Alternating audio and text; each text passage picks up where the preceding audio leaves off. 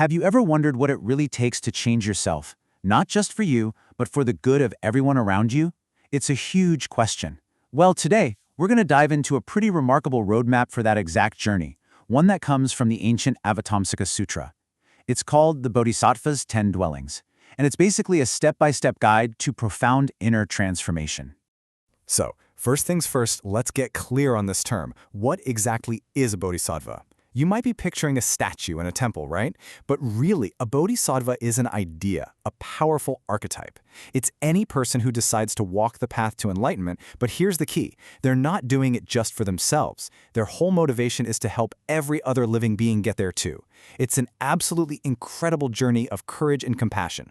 And this isn't just some random, meandering path.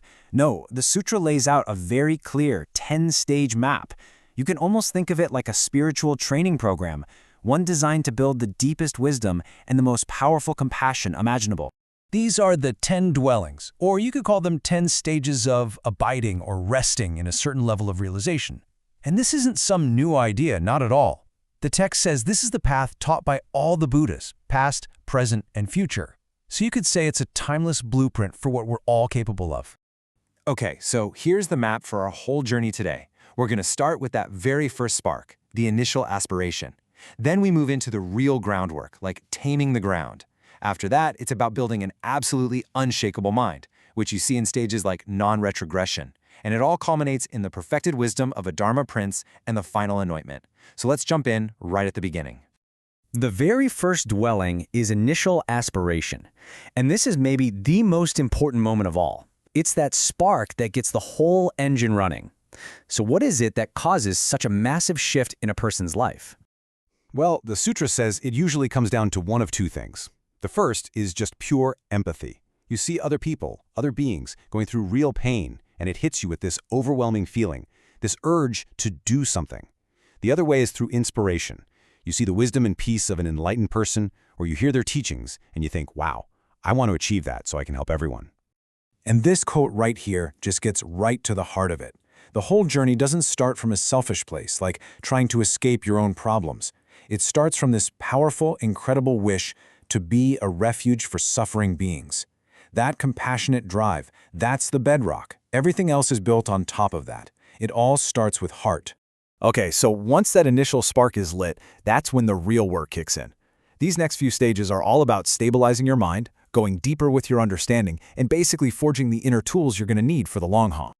The second dwelling is called Taming the Ground. I love that name. It's all about preparing your inner landscape, tilling the soil of your mind. To keep that initial spark going, you actively cultivate 10 specific mindsets. We're talking about a mind of compassion, a mind of benefit, a mind of joy, basically learning to see every single being with the same unconditional love you'd have for your own family or your greatest teacher. Then, in the third stage, practice, all that compassion gets balanced with some serious wisdom. This is where the bodhisattva starts to look deeper, to see how reality actually works. That everything is always changing, that nothing has a fixed, separate existence, and that there's no solid, permanent me at the center of it all. This insight is so crucial because you can't truly help people if you don't understand the nature of their situation. And that deep insight flows right into the next two stages. The fourth, noble birth, is when you become so rooted in this wisdom that it's like you are born from the teachings. It becomes who you are. And that naturally blossoms into the fifth dwelling, skillful means. Now, every single thing you do, your actions, your words, your thoughts, it's all consciously aimed at helping others. Wisdom and compassion are totally integrated. Now, things get really interesting as we move toward developing an unshakable mind. Look at this progression. In the sixth stage, right mind, you develop a mind that stays steady no matter what. People praise you, people blame you, it doesn't throw you off course. But then by the seventh stage, non-retrogression, that stability becomes absolute. Your resolve is so rock solid that even if someone told you there's no such thing as a Buddha, your conviction wouldn't even flicker. You literally can't fall back anymore. Hitting that stage of non-retrogression is a massive turning point. So the final three dwellings, well, this is where that perfected wisdom and compassion start to manifest in ways that are pretty extraordinary, all for the sake of helping others. The eighth stage is called childlike purity. And listen, this doesn't mean being naive or simplistic. It means your actions, your speech, your thoughts, they've become so purified that they are just naturally, spontaneously beneficial and flawless. There's no more inner debate or conflict. Goodness just flows out of you effortlessly. From there, you reach the 9th dwelling, the Dharma Prince. Here, the Bodhisattva becomes a true heir to the wisdom of the universe. They gain this unbelievably deep insight into how it all works. They can understand the minds of others, their karma, their habits, all the different ways of being. This is the kind of wisdom you need to be a perfect guide. And that brings us to the 10th and final dwelling, anointment. This is the culmination, the graduation ceremony of the path.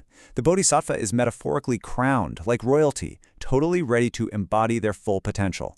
And at this stage, their ability to help others becomes, as the text puts it, simply inconceivable. So what on earth does inconceivable mean?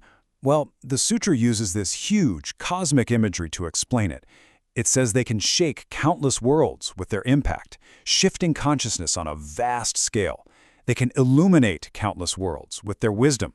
But what it really boils down to is this. They know the unique needs of every single individual and can guide them perfectly toward their own awakening. This isn't magic. It's just the natural result of a mind that has reached its absolute fullest potential.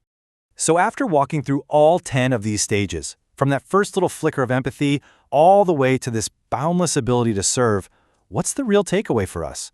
What does this ancient map actually point to? When you get right down to it, this whole journey is a story about the vastness of human potential. It lays out a path from a single, totally relatable moment of compassion, seeing someone else suffer and just wanting to help, all the way to developing infinite wisdom and an unshakable dedication to the well-being of every living thing. It's a truly inspiring vision of what any one of us could become. And that really leaves us with one final question to think about. For us, right here, right now, in our own lives with all our own challenges and opportunities, what inspiration can this ancient path of wisdom, this journey of turning simple compassion into powerful, effective action, bring to us today?